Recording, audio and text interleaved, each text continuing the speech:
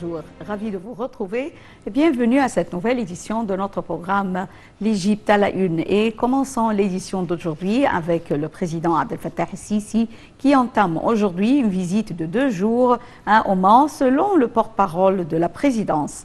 Le président el-Sisi doit rencontrer le sultan d'Oman, Haytham Ben Tareq, et sa visite sera l'occasion de discussions sur un certain nombre de questions d'intérêt commun ainsi que sur une multitude de sujets à la lumière des récents développements régionaux et internationaux.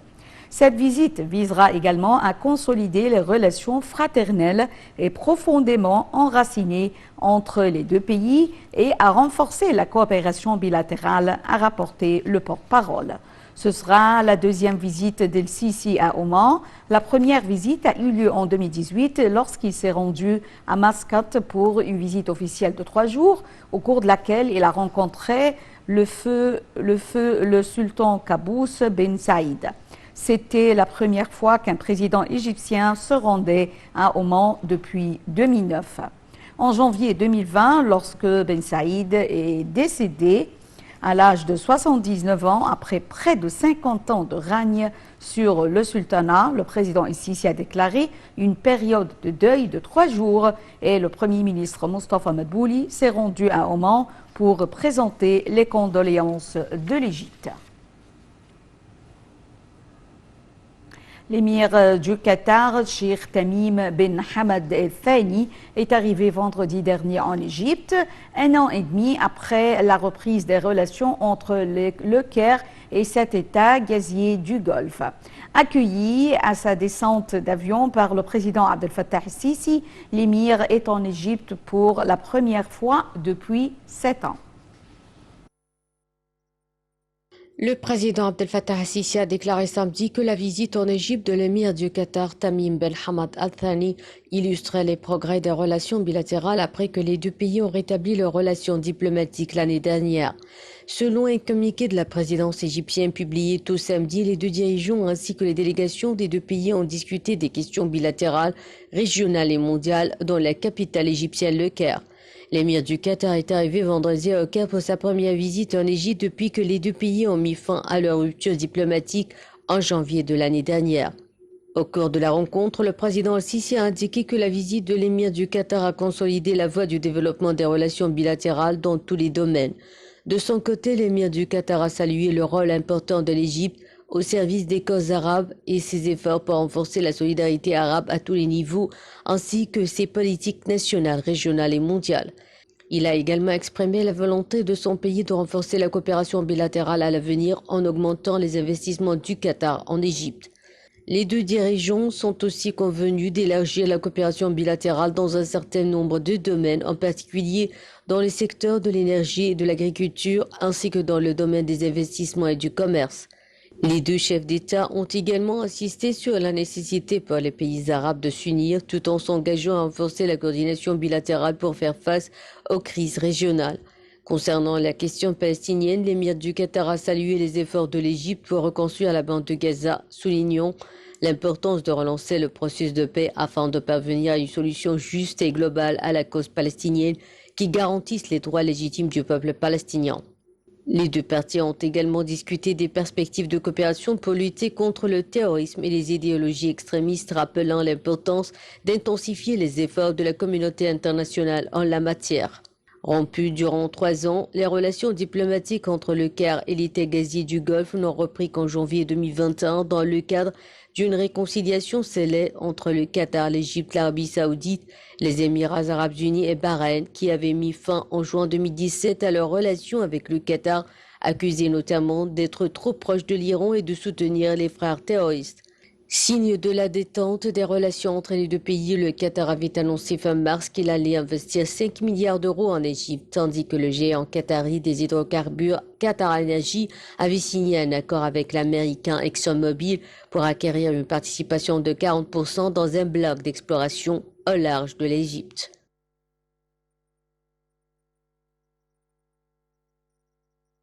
Des groupes saoudiens et égyptiens ont signé 14 accords pour des contrats d'une valeur totale de 7,3 milliards d'euros lors de la visite au Caire du prince héritier saoudien Mohammed bin Salman. Lundi 20 juin, le prince héritier saoudien a atterri en Égypte dans le cadre d'une tournée qu'il a conduit également en Jordanie et en Turquie. Au cours de sa visite de 2 jours en Égypte, le président héritier a discuté avec le président El-Sisi des moyens permettant de renforcer les relations bilatérales dans divers domaines, ainsi que des questions politiques régionales et internationales d'intérêt commun. Lundi 20 juin, le prince héritier saoudien Mohammed bin Salman a atterri en Égypte dans le cadre d'une tournée qu'il a conduite aussi en Jordanie et en Turquie. Au Caire, le dirigeant saoudien a évoqué avec le président Abdel Fattah el-Sisi des questions politiques régionales et internationales. L'Égypte et l'Arabie saoudite ont signé 14 accords de coopération d'un montant de 7,7 milliards de dollars. C'est ce qu'a annoncé le ministre saoudien du Commerce Majid Al-Kassabi, cité par plusieurs sources médiatiques. Les accords s'inscrivent dans le cadre de la visite en Égypte du prince héritier saoudien Mohammed bin Salman et couvrent divers secteurs, notamment le climat, l'énergie, le commerce et les infrastructures. Un accord de 1,5 milliard de dollars a ainsi été signé entre la société saoudienne Aqua Power et la société holding égyptienne d'électricité pour la construction d'une centrale éolienne, alors qu'une cité pharmaceutique devrait être construite par la société égyptienne Farcom Pharmaceuticals en Arabie Saoudite pour un montant de 150 millions de dollars. Ces nouveaux accords interviennent alors que les échanges commerciaux entre les deux pays ont déjà connu un bond de 62,1% en 2021, selon les chiffres officiels égyptiens. Ils ont atteint 8,6 milliards d'euros en 2021 contre 5,3 milliards d'euros en 2020, précise l'agence égyptienne des statistiques. En outre, les très nombreux Égyptiens travaillant en Arabie Saoudite assurent une importante source de devises dans le pays. Leurs transferts ont représenté 10,6 milliards d'euros durant l'année fiscale 2020-2021, soit 17% de plus que l'année précédente. Alors que l'Égypte fait face aux conséquences de la guerre en Ukraine, les nouveaux investissements devraient contribuer à redonner un nouvel élan à l'économie du pays, qui a longtemps vécu au rythme des réformes pilotées par le FMI. Ils viennent également confirmer la bonne relation entre les deux pays, l'Arabie Saoudite ayant déjà accordé plusieurs milliards de dollars de financement à son partenaire l'Égypte. Au cours de sa visite de 2 jours en Égypte, le prince héritier saoudien a également discuté avec le président El-Sisi des moyens permettant de renforcer les relations bilatérales dans divers domaines, ainsi que des questions politiques régionales et internationales d'intérêt mutuel, a annoncé la présidence égyptienne dans un communiqué.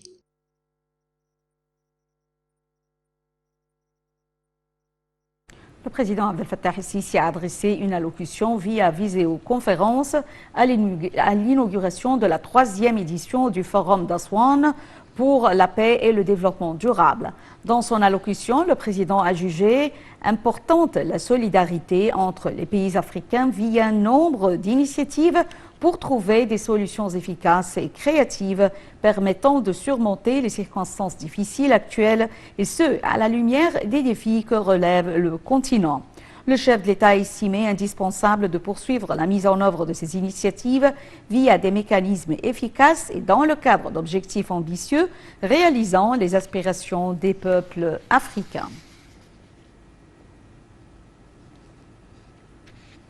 La 3e édition du Forum d'Aswan pour la paix et le développement durable s'est tenue du 21 au 22 juin au Caire sous le thème « Afrique à l'ère des risques en cascade et la vulnérabilité climatique vers un continent pacifique résilient et durable ». Cette édition revêt une importance particulière cette année, vu qu'il fait la voie à la tenue de la conférence des parties des Nations Unies sur le changement climatique COP27, prévue novembre prochain en Égypte.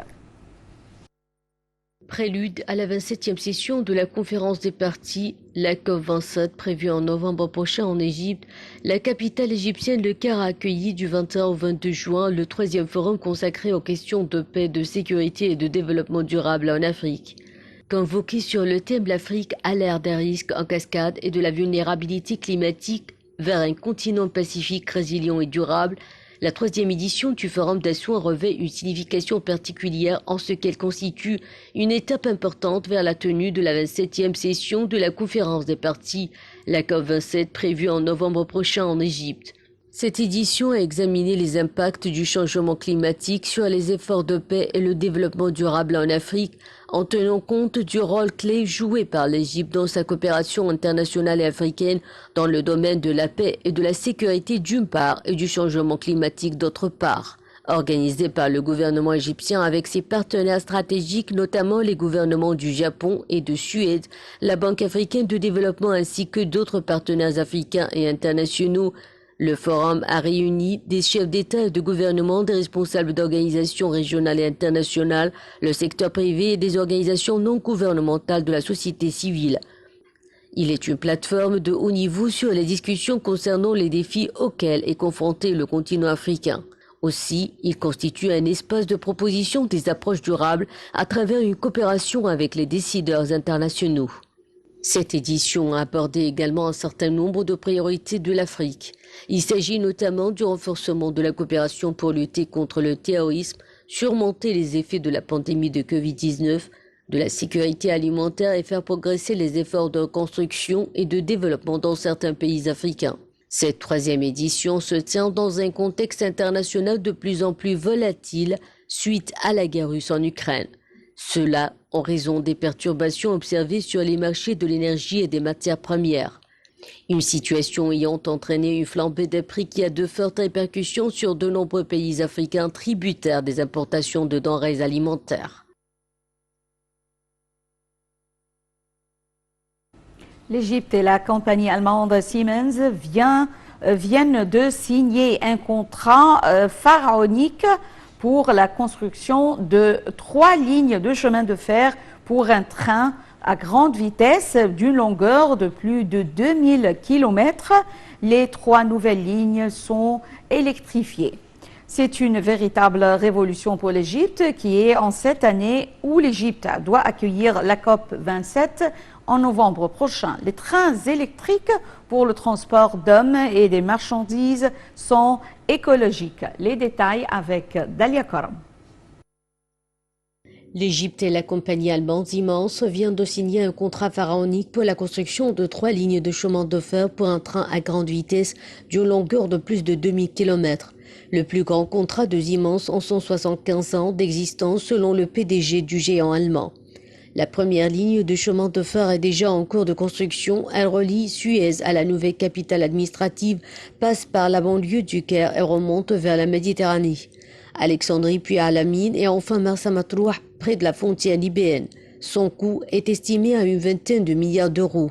La seconde ligne partira d'Hurghada en mer Rouge pour finir à Luxor. Et la troisième ligne, qui fait plus de 1000 km, partira du Caire pour descendre toute la vallée du Nil et arriver à Abu Simbel, à l'extrême sud de l'Égypte. Ces 2 dernières lignes auront une dimension touristique tandis que la première Suez-Méditerranée veut joindre les 2 pôles économiques et administratifs du pays. Les 3 nouvelles lignes sont électrifiées et les trains rouleront à 250 km par heure pour les TGV, 180 pour les trains régionaux et 120 pour les trains de marchandises.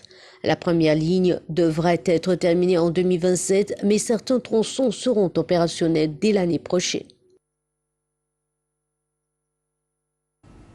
Mesdames et messieurs, nous arrivons à la fin de cette édition de notre programme L'Égypte à la une. Mais je vous propose, avant de vous quitter, de voir ce commentaire signé Dalia Karam.